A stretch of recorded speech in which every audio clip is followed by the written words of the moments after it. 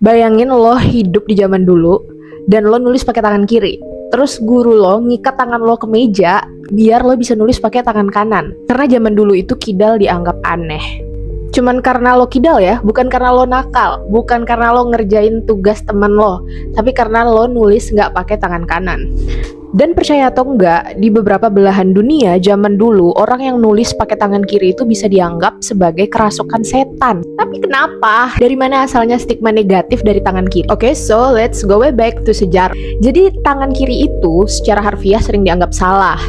Kiri atau left dalam bahasa Latin itu sinister, yang artinya jahat atau tidak beruntung. Di abad pertengahan Eropa dikaitkanlah itu tangan kiri dengan hal-hal jahat atau mistis seperti kerasukan setan, ilmu hitam, penyihir, bahkan iblis. Parah juga ya. So kalau lo nulis pakai tangan kiri, lo bisa dianggap bersekutu dengan setan. Padahal lo cuman random nulis di pojok buku gitu kan. Kayak nggak tahu bersekutu dengan setan. Gak cuma di Eropa, di beberapa negara, terutama di Asia, itu juga kewajiban banget tuh harus pakai tangan kanan. Jadi kalau misalkan kamu nulis, kamu makan, kamu bersalaman itu wajib banget pakai tangan kanan, katanya biar sopan. And when you give something, kayak misalkan kamu mau ngasih sesuatu nih ke orang lain, itu kamu wajib banget nggak boleh pakai tangan kiri, karena ya nggak sopan, tangan kiri itu kotor.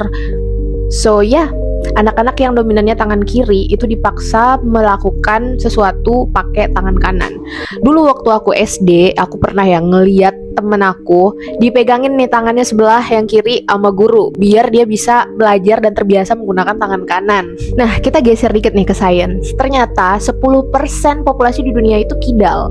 Dan itu tuh bukan pilihan ya, itu tuh memang dari otak manusia itu sendiri. Penelitian dari jurnal Neuropsychology tahun 2009 yang ditulis oleh Willem dan juga Franks pada tahun 2009 itu bilang kalau orang kidal itu punya koneksi khusus nih antara otak kiri dan otak kanan.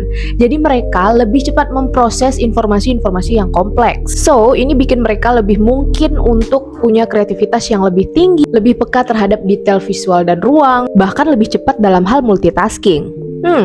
That's very nice. Beberapa orang hebat, tokoh dunia yang juga kidal, itu ada Michael Jordan, ada Barack Obama, dan juga Lady Gaga, Leonardo da Vinci juga.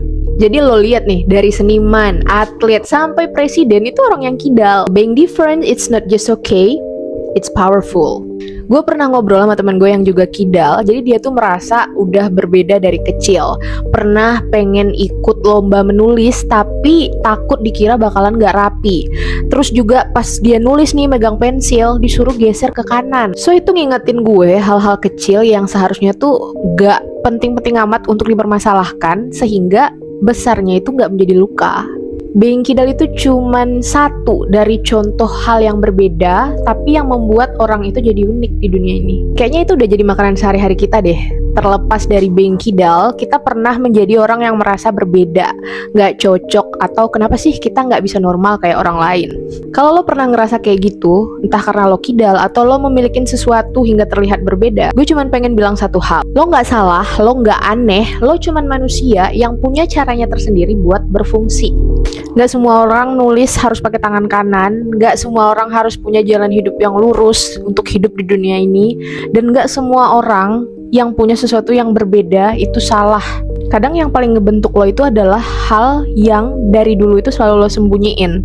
Dan di dunia yang sekarang serba cepat, serba tuntutan, serba standar, jadi diri sendiri itu kadang jadi bentuk keberanian yang paling besar. Jadi kalau hari ini lo ngerasa berbeda, nggak hanya soal kidal nih. Kalau misalkan lo hari ini ngerasa beda, lo ngerasa nggak sesuai sama ekspektasi orang lain, that's fucking okay. Apa yang buat lo beda hari ini bisa jadi alasan buat orang lain ngehargain lo besok. So kalau kamu kidal, congratulations, you are not cursed, but you are statistically rare, and that's very awesome. So kalau lo kidal atau lo pernah disuruh berubah oleh orang lain hanya karena lo berbeda, coba komen di bawah deh.